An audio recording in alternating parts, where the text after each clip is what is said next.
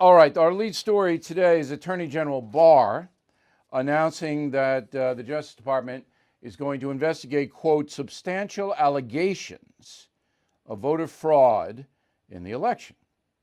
All right, that's okay with me. I'd like to know what happened in the election. As we laid out yesterday, and I hope you saw the No Spin News yesterday. If you're premium members, you know you can watch it any time.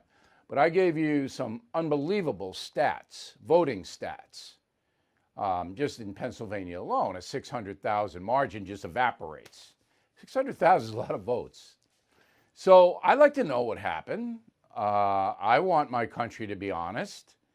And I'm glad Attorney General Barr is investigating. That means the FBI is investigating. So I'm not so thrilled with the FBI these days. I think the FBI director is going to get fired momentarily.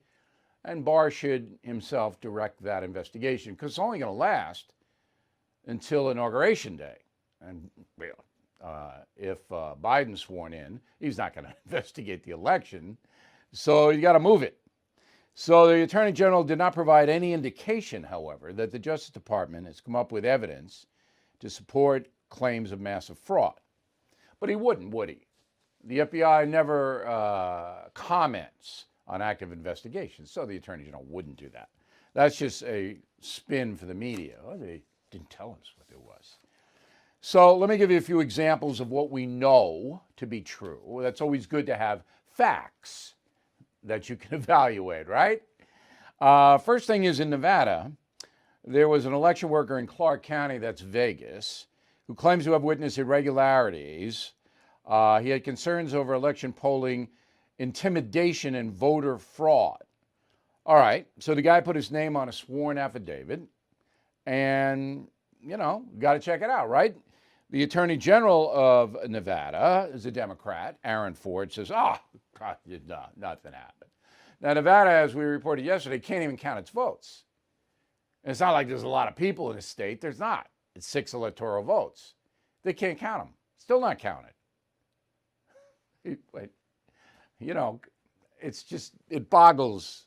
I mean, 7 days, and they still not finished. Okay, second controversial thing, and this is a big one, Pennsylvania. So unless Pennsylvania's 20 electoral votes went to Donald Trump, he's not going to be president. He's not going to win. Those 20 have to go to him. And Pennsylvania, I think it was 45,000. That's not a lot of votes. Went for Biden. And as I said, 600,000. Trump is ahead on election night. So I stayed up almost all night. I didn't have I doubt that Trump is going to win that state. he didn't win it. So there is a Philadelphia County Board of Elections problem. Okay, they don't want to explain if they banned Republican poll watchers. So the County Board of Elections in Philadelphia, they don't want to explain to a court what happened. So they're appealing a ruling that would force them to explain it. Does that make any sense to you? If you didn't do anything wrong, just explain it. Okay. Now, Pennsylvania's highest court said it would review whether, if there was cheating in Philadelphia, it's enough. See, they have to deem whether it would override the 45,000 vote deficit that Trump has.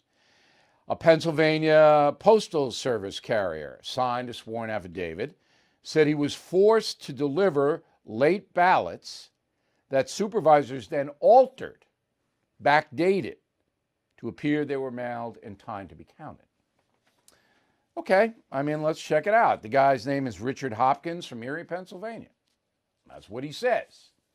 Now, these are on the record. All right, this isn't Rudy Giuliani jumping up and down. This is on the record stuff. In Nevada, back to Nevada, all right, there are claims, now I haven't seen any data to back this up, that 3,000 people live outside the state voted. I don't know. All right, is that enough to, I don't know. I'd like to see how that was compiled. I'd like to see that. And then finally in Georgia, a big one, because they're having a recount. Now, the Georgian authorities admit that there was some voter fraud. Roll the tape. Let me be perfectly clear on another point. We are going to find that people did illegally vote. That's going to happen. There are going to be double voters. There are going to be people who did not have the qualifications of a registered voter to vote in this state. That will be found. Is it 10,353? Unlikely. But every election, as I've said, I think every day at this podium, is imperfect. All right, so the gap now is Biden leads by 12,000 votes in Georgia. So on a vote recount, anything can happen. Same thing in Arizona.